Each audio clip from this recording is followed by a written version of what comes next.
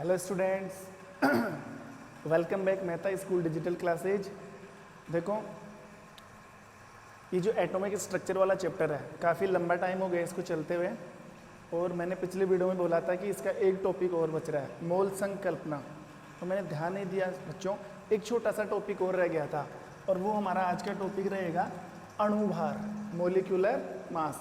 तो हमने जैसे परमाणु भार निकाला था ना, याद करो परमाणु भार वाली जब मैंने क्लास ली थी, और 1 से लेकर 20 तक के तत्वों के हमने क्या निकाले थे, परमाणु भार, प्रोटॉन और न्यूट्रॉन की संख्या को जोड़ करके।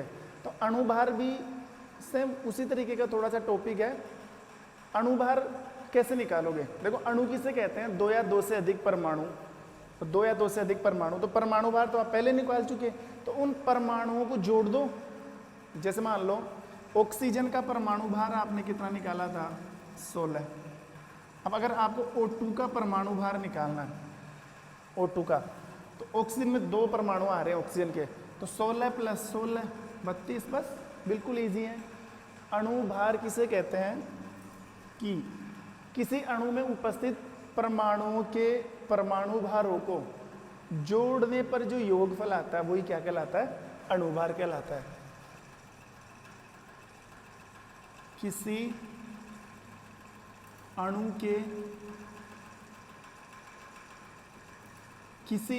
के परमाणुओं को, किसी अणु के परमाणु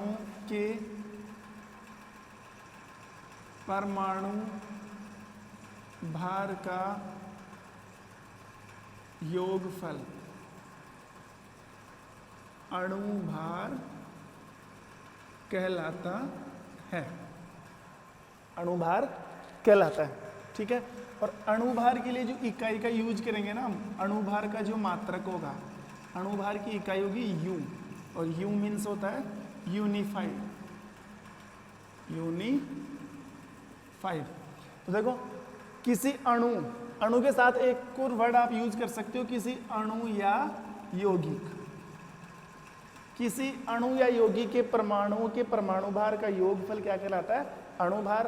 और जब आप अणुभार निकालोगे तो लास्ट में इकाई लगाना जरूरी है ना, बोल इकाई क्या लगा दोगे आप? यूनिफाइड लगा दोगे, ठीक है। देखो, 2-4 एग्जाम्पल उठाते हैं और अणुभार निकालते हैं। जैसे मैंने एक एग्जाम्पल ले लिया, पहला इजी सा एग्जाम्पल है NaCl। क्वेश्चन आए कि NaCl का अणुभार ज्ञात करो। अब NaCl एक प्रकार का यौगिक है जिसमें 2 परमाणु आ रहे हैं, एक तो सोडियम आ रहा है और एक क्लोरीन।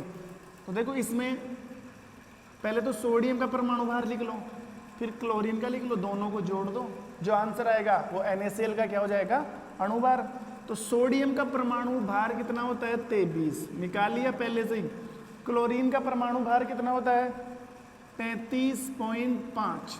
तो कितना आया? 35 और 23 कितने होते हैं? 38, 48, 58.5। कितना आया? 58.5। और मात्रा क्या लगा दोगे? U। ये लो, बिल्कुल इजी है, बिल्कुल इजी। NaCl का अणुभार 58.5। ऐसे एग्जाम्पल में दूसरा एग्जाम्पल लूं, जैसे मान लो हमने एग्जाम्पल ले लिया CaSO4 का, पहले इजी उठाते हैं, H2O का। किसका लिया? H2O का। अब देखो कैसे निकालोगे, पहले हाइड्रोजन का परमाणु भार, फिर ऑक्सीजन का परमाणु भार, दोनों को जोड़ दो।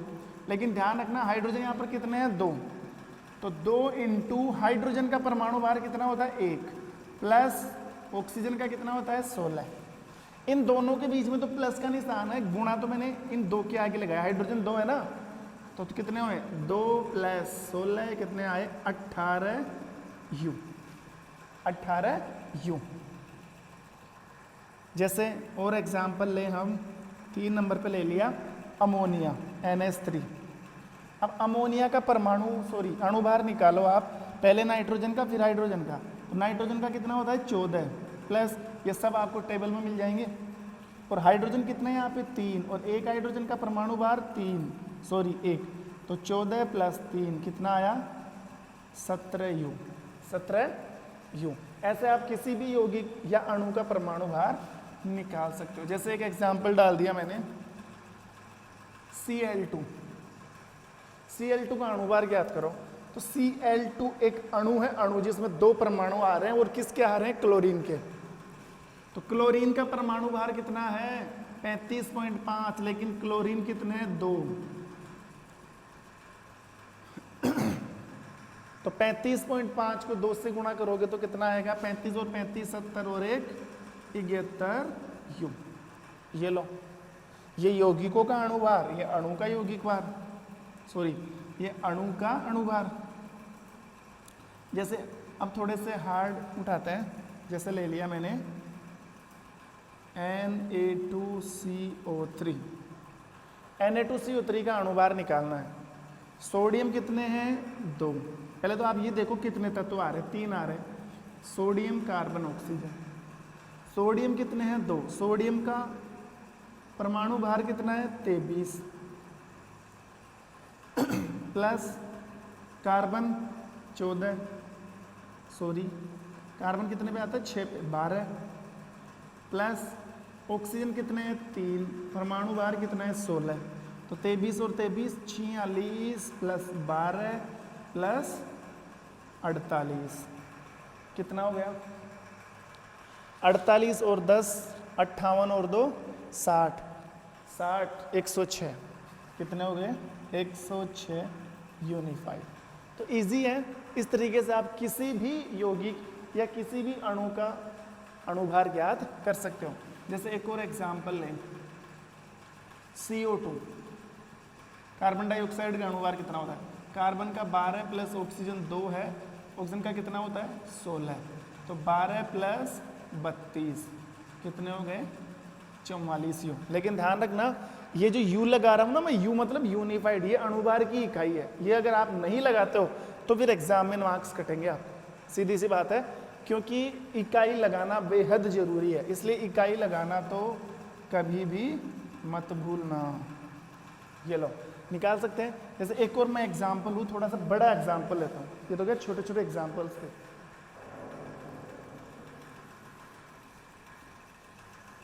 बड़े एग्जाम्पल उठाए, जैसे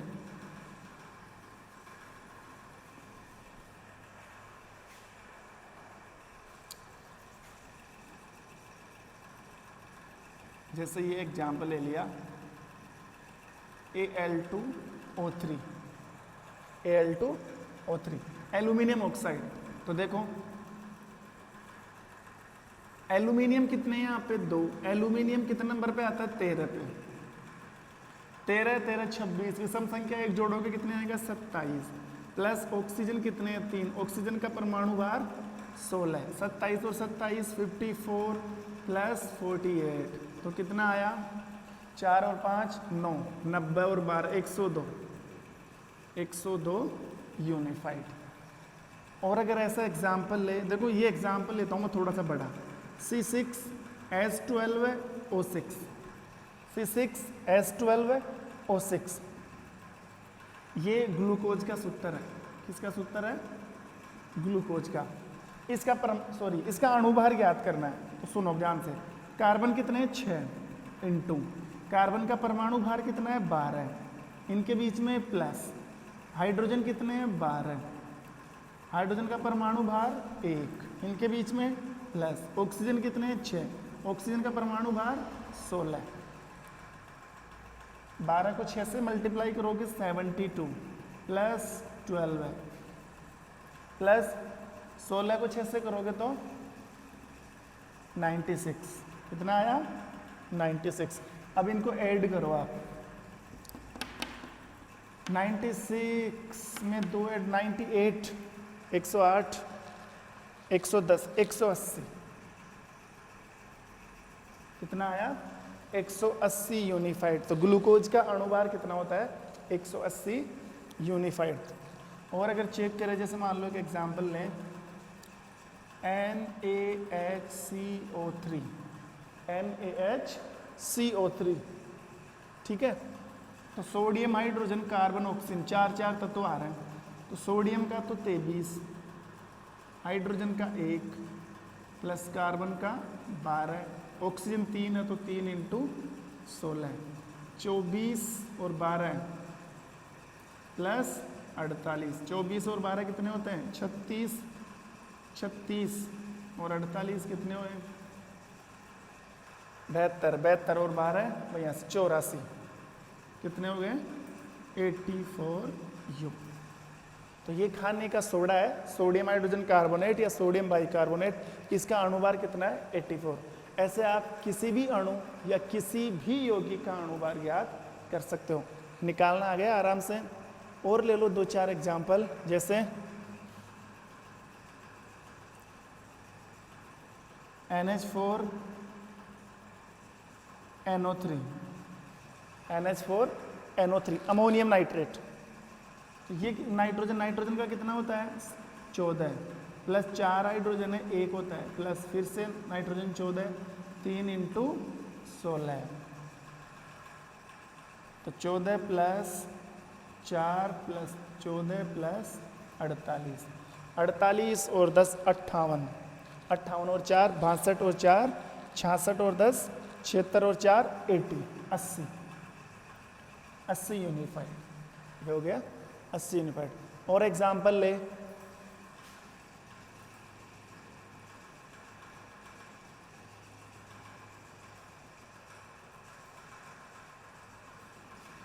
जैसे CaOCl2, CaO calcium oxychloride, calcium oxychloride. अगर इसका अणुभार निकालना हो, इसका अणुभार निकालना हो तो देखो कैल्शियम का कितना होता है? 40, ऑक्सीजन का कितना होता है? 16, क्लोरीन कितने हैं? 2, और होता कितना है? 35.5। तो 40 प्लस 16 प्लस ये कितना हो गया? 71।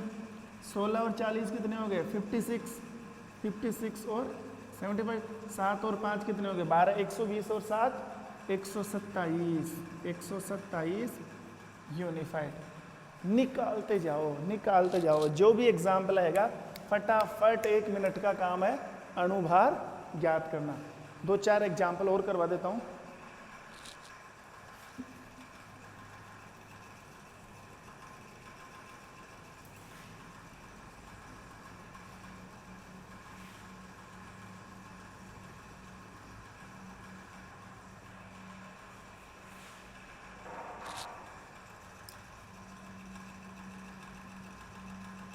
देखो एक एग्जाम्पल तो डाल दिया, CS3COOH,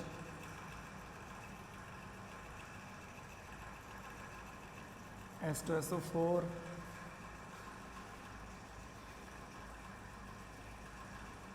HCOOH,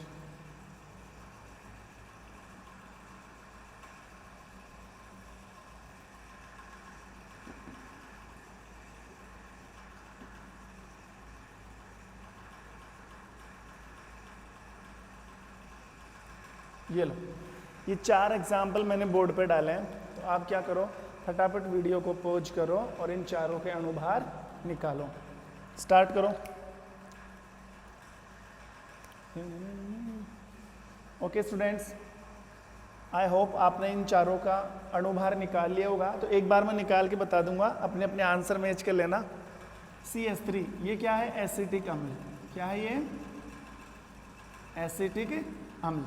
तो देखो carbon, hydrogen, carbon, oxygen, oxygen, oxygen. कुछ हमें क्या करना है, कितने भी तत्व आते जाएं प्लस लगाना बीच में। कार्बन 1 है तो कार्बन का 6 पे आता है तो 12 है, प्लस हाइड्रोजन 3 है और हाइड्रोजन का परमाणु भार 1, प्लस फिर से कार्बन 12, ऑक्सीजन 2 है ना। एक ऑक्सीजन का कितना होता है? 16, तो 2 को एक साथ कर दो 32 और हाइड्रोजन 1, तो 12 प्लस 3 प्लस 12 प्लस 32, इसको ऐड कर लो 33।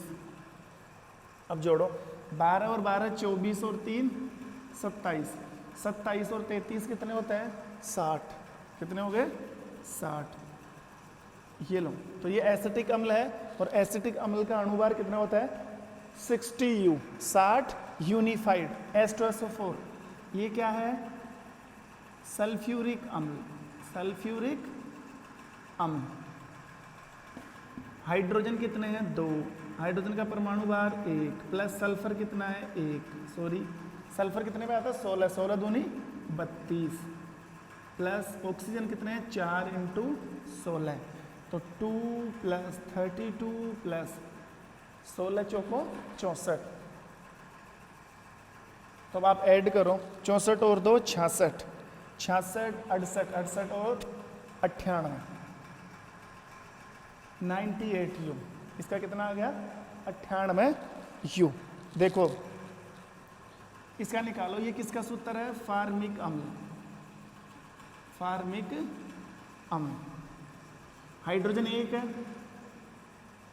एक हाइड्रोजन का परमाणु भार 1 प्लस कार्बन 6 पे आता है तो 12, दोनों ऑक्सीजन का ऐड कर देता हूँ 32 प्लस 1 कितना हो गया 13 प्लस 33 46, कितना आ रहा है 46।